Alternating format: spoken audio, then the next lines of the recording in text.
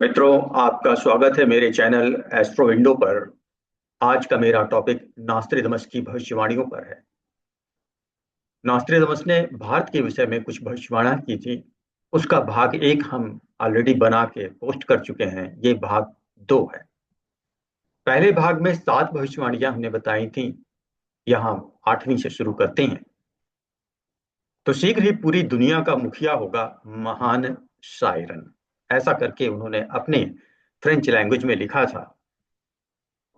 और उसका जो लोगों ने मतलब निकाला है, जिससे पहले सभी प्यार करेंगे और बाद में वह भयंकर व भयभीत करने वाला होगा, उसकी ख्याति आसमान चूमेगी और वह विजेता के रूप में सम्मान पाएगा। एशिया में वह होगा जो यूरोप में नहीं हो सकता। एक विद्वान, शांति दूत, सभी राष्ट्रों पर हावी होगा। उक्त भविष्यवाणी से लगता है कि उस महापुरुष का नाम सा से शुरू। वरण या शरण जैसे नाम तो भारत में ही होते हैं, लेकिन सायरन नाम जरूर अजीब है। नास्ट्रेदमस ने अंग्रेजी में काइरेन लिखा था। नास्ट्रेदमस ने अपनी भविष्यवाणी में कहा है कि 21वीं सदी के प्रारंभ में दुनिया के क्षितिज पर सायरन का उदय होगा। कुछ लोग उक्त भविष्यवाणी को भारत के वर्तमान प्रधानमंत्री नरेंद्र मोदी जी से जोड़कर देखते हैं, क्योंकि 21वीं सदी चल रही है और मोदी जी भी एक गरीब परिवार में जन्मे और उन्होंने भी अपना प्रारंभिक जीवन संत की तरह बिताया है। और उन्हें भी पहले लोग नफरत करते थे, फिर प्यार करने लगे। और हो सकता है कि बाद में सभी उनसे डरें। लेकिन शायरन और नरेंद्र शब्द में बहुत फर्क है। इसलिए यह स्पष्ट कहना कि यह भविष्यवाणी मोदी जी से ही संबंधित है सही नहीं होगा। पर ऐसा भी माना जा रहा है कि जो उन्होंने नास्ट्रेदमस ने CHEYREN कायरन लिखा था, उसका एक्चुअली में फ्रेंच की जगह हिंदी में मतलब नरेंद्र ही निकलता हो। इस दरमियान में एलस नाम से एक और व्यक्ति होगा जिसकी बर्बरता के बारे में लिखा गया है। मतलब इसी 4 खानों की जो लाइन है नास्ट्रेदमस ने, उसमें एलस नाम भी लिखा है सायरन के साथ साथ। कि वो सायरन एलस नाम के उस खूनी आदमी का अंत करेगा। कैसे लिखा है वो देख लीजिए। इस दौरान एलस नाम से एक और व्यक्ति होगा जिसकी बर्बरता के बारे में लिखा गया है। उसका हाथ अंततः खूनी एलस तक पहुंच जाएगा। उसका कौन? सायरन का। समुद्री रास्ते से भागने में भी नाकाम रहेगा ये एलस। 2 नदियों के बीच उसे सेना घेर लेगी। उसके किए की सजा क्रुद्ध काला उसे देगा। अर्थात उस सायरन का कोई सेनापति या उसका कोई वफादार होगा जिसे क्रुद्ध काला का नाम दिया गया है, और वो उसको सजा देगा। अर्थात सायरन उस खूनी एलस को मार देगा 2 नदियों के बीच में। अब 2 नदियों का बीच, बहुत सारे विश्व में बहुत सारी ऐसी जगह हैं। 2 नदियां तो जमुना, गंगा और जमुना भारत में भी हैं, जिनके बीच में बहुत बड़ा एरिया है। पैगंबर के कुल नाम के अंतिम अक्षर से पहले के नाम वाले सोमवार को अपना अवकाश दिवस घोषित करेगा। तो पैगंबर के कुल नाम के अंतिम अक्षर से पहले के नाम वाला सोमवार को अपना अवकाश दिन घोषित करेगा। अपनी सनक में वह अनुचित कार्य भी करेगा, जनता को करों से आजाद कराएगा। अब इसका मतलब तो ये निकलता है कि पैगंबर तो एक ही है, मोहम्मद। उनके कुल का नाम हाशमी था, और हाशमी के अंतिम अक्षर से पहले सा, यानी जिस नेता के प्रादुर्भाव की बात कही जा रही है उसका नाम सा से शुरू होना चाहिए। यदि हम कुल का नाम न माने तो मोहम्मद के अंतिम अक्षर के नाम के पहले माँ आता, तो माँ और सा में सा मैच कर रहा है, सायरन। लेकिन यह घटना तो है, हो चुकी है। 2 नदियों के बीच में एलस का अंत करेगा। और ये चीजें कैसे हो सकती हैं पैगंबर मोहम्मद के लिए? क्योंकि उनका जन्म तो नास्ट्रेदमस से भी पहले हुआ था, और नास्ट्रेदमस ने तो भविष्य की वाणियां लिखी हैं, भविष्यवाणियां। तो उस हिसाब से ये पैगंबर मोहम्मद तो नहीं हो सकते, क्योंकि नास्ट्रेदमस के टाइम में पैगंबर मोहम्मद उससे बहुत पहले हो चुके थे और पूरी दुनिया ये जानती थी। खुद नास्ट्रेदमस भी ये चीज जानती थी। तो ये तो जाहिर है कि उन्होंने इसमें अपने शब्द में लिखा है पैगंबर के कुल नाम के अंतिम अक्षर से पहले के नाम वाले तो उन्होंने एक एग्जाम्पल लिया है पैगंबर वर्ड, पर वो पैगंबर मोहम्मद है नहीं, क्योंकि नास्ट्राडामस ने भविष्य की भविष्यवाणियां लिखी थी और उस हिसाब से पैगंबर उस टाइम तक हो चुके। चलिए अब आगे की देखते हैं। नवीं भविष्यवाणी, 27 अक्टूबर 2025 को मेष के प्रभाव में तीसरी किस्म की जलवायु आई। तो अब ये 2025 लग गया है, 27 अक्टूबर डेट भी। एशिया का राजा मिस्र का भी सम्राट बनेगा। अब वो व्यक्ति एशिया से होगा और वो मिस्र पे भी आने वाले समय में राज्य करेगा। युद्ध, मौतें, नुकसान और ईसाइयों की शर्म के हालात बनेंगे। अब ईसाइयों की शर्म के हालात बनेंगे तो ईसाइयों का विपरीत कोई होगा, तो ये कहीं ना कहीं एशिया का होगा। और एशिया में जो सबसे पावरफुल इस समय निकल के आ रहा है वो है चाइना। और चाइना ने हाल फिलहाल में ही एक प्लाज्मा रिएक्टर बनाया है, जिसमें कि आप इस डायग्राम में देख सकते हैं, ये फ्यूजन रिएक्शन करा रहा है। और चाइना इस टेक्नोलॉजी में सबसे आगे है। ये एक बॉम्ब भी बना सकता है फ्यूजन रिएक्शन का, और ये इसको रिएक्टर भी बना सकता है जिससे एनर्जी का उत्पादन हो। तो इस समय चाइना टॉप पे है इस तरह की एनर्जी में, और इस तरह की एनर्जी से वो बॉम्ब भी बना सकता है। और ये 2025 के बाद का समय बताया जा रहा है, और ये एशिया में से होगा, ये श्योर है। और इससे बहुत बड़ा परिवर्तन आएगा जलवायु में। मतलब ये ऐसा कोई बॉम्ब ब्लास्ट हो सकता है कि वायु अचानक परिवर्तित हो जाए। तो एक जलवायु आकाश होती है, धरती और धरती के भीतर जीवों के लिए उपयोगी। तो वो आकाश, धरती और धरती के भीतर के जीवों के लिए। दूसरी जलवायु पानी और पानी भरे स्थानों के लिए उपयोगी होती है। लेकिन तीसरी जलवायु तो अंतरिक्ष ही हो सकती है, जहां जीवन पनपना संभव होगा। माना जा रहा है कि उक्त वर्ष में किसी ऐसे युद्ध की आशंका है जिसके चलते न्यूट्रॉन बम का इस्तेमाल किया जाएगा। इसके व्यापक प्रभाव वाले क्षेत्र में तत्काल ही जीवन समाप्त हो जाएगा और जलवायु परिवर्तित हो जाएगी। ऐसा कौन करेगा? एशिया का महान शक्तिशाली कौन है? तो संभवतः वह चीन है।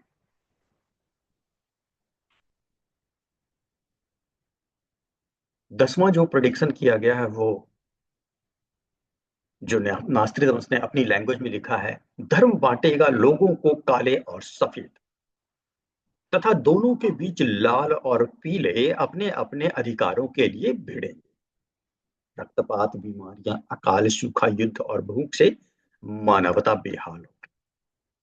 सांप्रदायिकता और शत्रुता के एक लंबे दौर के बाद सभी धर्म तथा जातियां एक ही विचारधारा को मानने लगेंगी।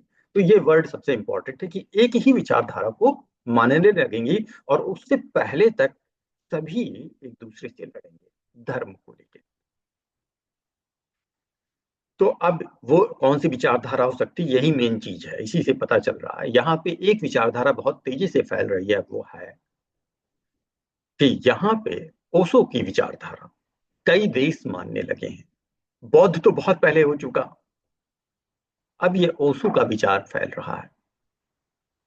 तो जहां तक लोग प्रिडिक्ट कर रहे हैं कि ये ओशो के बारे में बताया गया है। सत, और इसमें और भी आगे बताया गया कि 17 साल के भीतर 5 पोप बदले जाएंगे, तब एक नया धर्म आएगा। अब जहां तक एक ही विचारधारा को मानने की बात है, तो ओशो, रजनीश जैसे संतों को भारत, चीन सहित समूचे विश्व में ध्यान से पढ़ा जाता है, और उनके विचारों से विश्व में नई तरह की धार्मिक क्रांति होने लगी है। 11वां प्रेडिक्शन, महान सितारा 7 दिन तक जलेगा और एक बादल से निकलेंगे 2 सूरज। ऐसा कुछ होगा कि जब ब्रह्मांड में एक सितारा 7 दिन तक जलेगा, और ऐसा लगेगा कि 2 सूरज हो गए हैं। सूरज तो एक ही होगा, लेकिन वो जो सितारा बर्न होगा, उसके कारण वो रातों दिन जलेगा, तो सूर्य की तरह ही चमकेगा। तो 2 सूरज जैसे नजर आएंगे। एक बड़ा कुत्ता रोएगा सारी रात, और एक महान पोप अपना मुल्क छोड़ देगा। यहां मुल्क छोड़ने की बात से पता चल रहा है कि पोप बेनेडिक्ट 16वें ने अचानक इस्तीफा दे दिया और मुल्क छोड़कर चले गए। 85 साल के पोप वैसे ही कमजोर हो रहे थे। इनसे पहले पोप जॉन पॉल द्वितीय 26 साल अपने पद पर रहे। यह वह साल चल रहा है जबकि दूसरे पोप का चयन हुआ। तो ये पोप जॉन पॉल या पोप बेनेडिक्ट 16वें के बारे में सही होता प्रतीत हो रहा है कि उन्होंने अचानक इस्तीफा दिया था और मुल्क छोड़कर वो चले गए थे। ये स्वास्थ्य कारणों के था कारण था। अनिश्वरवादी और ईश्वरवादियों के बीच संघर्ष होगा, ऐसे माहौल में मुक्तिदाता आएगा शांति दूत बनकर, शीघ्र ही पूरी दुनिया का मुखिया होगा महान सायरन। यहाँ फिर से सायरन वर्ड उपयोग किया गया है। तो ये एक समय के बारे में वो बार बार बता रहे हैं, वो ये है कि 17 वर्ष के अंदर 5 पोप बदले जाएंगे और उसी टाइम में एक पोप ऐसे भी होंगे जो इस्तीफा देकर जाएंगे। उसी बीच में अनिश्वरवादी और ईश्वरवादियों के बीच में संघर्ष होगा। अनिश्वरवादी और ईश्वरवादी के बाद में एक महान सायरन आएगा। अब ये सायरन का मतलब कुछ लोग मोदी जी का निकाल रहे हैं कि ये नरेंद्र मोदी जी हैं, भारत के प्रधानमंत्री। 12वां, नास्ट्रेडमस की भविष्यवाणियों के ज्ञाता महाराष्ट्र के ज्योतिष डॉक्टर रामचंद्र जोशी ने बताया कि नास्ट्रेडमस ने कहा था 2009 से 2013 तक दुनिया में बड़ी क्रांतियां होंगी। इसमें आप देख रहे हैं जो महान सायरन की बात की गई है। तो इस दरमियान में 2009-13 के बाद 2014 से मोदी जी आए और लगातार उनको बहुत सारे अब तक सम्मान प्राप्त हुए हैं, कुवैत का, फ्रांस का, रूस का, अमेरिका का, और ये वहां उन देशों के सर्वोच्च ऑनर है। तो ज्योतिषाचार्य डॉक्टर रामचंद्र जोशी ने बताया कि नास्ट्रेडमस ने कहा था 2009 से 2013 तक दुनिया में बड़ी क्रांतियां होंगी। इसके बाद ही महान सायरन का विश्व पटल पर उदय होगा और धीरे धीरे वह अपनी ताकत बढ़ाता जाएगा। अंत में होगा वही जो वह चाहेगा। इस तरह से तो मोदी जी ही लगते हैं। जोशी जी ने इस पर एक मराठी पुस्तक में लिखा है जिसमें वे नास्ट्रेडमस की सेंचुरी का हवाला देते हुए लिखते हैं कि ठहरो, स्वर्ण युग या राम राज्य आ रहा है। एक आधेड़ उम्र का अवदार अजोड़ अधाप महासत्ता अधिकारी भारत ही नहीं सारी पृथ्वी पर स्वर्ण युग लाएगा और अपने सनातन धर्म का पुनरुत्थान करके यथार्थ भक्ति मार्ग बताकर सर्वश्रेष्ठ हिंदू राष्ट्र बनाएगा। तत्पश्चात ब्रह्मदेश पाकिस्तान बांग्लादेश श्रीलंका नेपाल तिब्बत अफगानिस्तान मलाया आदि देशों में वही सार्वभौम धार्मिक नेता होगा। सत्ताधारी चांडाल चौकड़ियों पर उसकी सत्ता होगी। वह नेता शायरन दुनिया की आशा मालूम होता है, भारत का प्रतिनिधित्व करेगा। वह भारत के साथ ही साथ पूरी दुनिया में एक नया अध्याय लिखेगा। उसकी अगुवाई में भारत दुनिया में महाशक्तिशाली बन जाएगा। तो कई लोगों ने अब तक ये बताया कि वो महान शायरन का कहीं ना कहीं मोदी जी से ही संबंध है। अगली 13वीं भविष्यवाणी भारत को लेकर, सागरों के नाम वाला धर्म चांद पर निर्भर रहने वाले के मुकाबले तेजी से पनपेगा और उसे भयभीत कर देगा। ए तथा ए से घायल दो लोग। तो ऐसा उन्होंने शब्दों के जाल में लिखा था जिसका मतलब निकाला गया है। सागरों के नाम वाला एक ही सागर ऐसा है जिसपे एक राष्ट्र का नाम है, वो है हिंद महासागर से हिंदुस्तान। आप देख सकते हैं भारत और हिंद महासागर का एक गहरा रिश्ता है। चांद पर आधारित धर्म एक ही है, वो है इस्लाम। और दुनिया में जितने भी सागर हैं उनमें सिर्फ हिंद महासागर के नाम पर ही एक धर्म है जिसे हिंदू धर्म कहते हैं, और उसी धर्म के आधार पर हिंदुस्तान नाम है। ए एक मात्र है, एक मात्रा है। ए एक मात्रा है, अतः इसे आर समझें। भाई अक्षर और मात्रा में अंतर रहा। ए एक मात्रा है तो इसे हम अक्षर समझ नहीं सकते। तो इसका मतलब ये ए ना हो के आ है, क्योंकि उन्होंने एक अक्षर के बारे में बोला था नासिर ने, आ और आ। आ से अल्लाह और अल्लाह वालों से परेशान दो जाति, हिंदू व ईसाई। नास्ट्रेडमस ने अपनी और भी भविष्यवाणी में हिंदू धर्म के उत्थान की बात कही है। 14वां, लाल के खिलाफ एकजुट होंगे लोग, लेकिन साजिश और धोखे को नाकाम कर दिया जाए। तो यहां लाल के खिलाफ एकजुट होंगे लोग, तो लाल आर्मी सबको पता है रूस की आर्मी थी। ये द्वितीय विश्व युद्ध की बात की बात है। तो लाल आर्मी के विरुद्ध जर्मनी और जापान एकजुट हुए थे, एक साजिश की थी और उसको बाद में साजिश को फेल किया गया था। और उसमें भारत का क्या रोल है। तो आप देख सकते हैं कि ये फोटो से पता चल रहा है कि सुभाष चंद्र बोस की अपनी एक आर्मी थी जो जापान के साथ मिलकर युद्ध लड़ रही थी, जापान और जर्मनी के साथ। तो Indian national army and the Subhash Chandra Bose through the Japanese sources, ये इंफॉर्मेशन मिली थी। तो इसमें आगे उन्होंने लिखा है नास्त्रेदमस जी ने कि पूरब का वह नेता अपने देश को छोड़कर आएगा, पार करता हुआ इटली के पहाड़ों को और फ्रांस को देखेगा, वह वायु जल और बर्फ से ऊपर जाकर सभी पर अपने दंड का प्रहार करेगा। लाल अर्थात रूस के खिलाफ जर्मनी और जापान एकजुट होंगे। जापान पहाड़ों को पार करता हुआ फ्रांस पर अटैक करेगा तथा जापान की सेना सुभाष चंद्र बोस की सेना से मिलकर भारत में भी अंग्रेजों के विरुद्ध लड़ेगी। तो इसमें एक क्लोज रिलेशन है। तो ये भी भारत के बारे में ही था। 15वीं भविष्यवाणी। नूरबर्जन के अनुसार तृतीय विश्व युद्ध दक्षिण पश्चिम एशिया में जब पश्चिमी देशों की संयुक्त सेना अभ्यास शुरू करेगी तो मध्य पूर्वी सैनिक उपनिवेशों के पास गंगा नदी के मुहाने, तो ये कहीं ना कहीं गंगा नदी तो भारत में बहती है और गंगेश जैसा एक स्थान फ्रांस में भी है, लेकिन वो नदी नहीं है। तो नूरबर्जन के ने भी नास्ट्राडामस की बातों का, उनके रहस्यों को खोला था।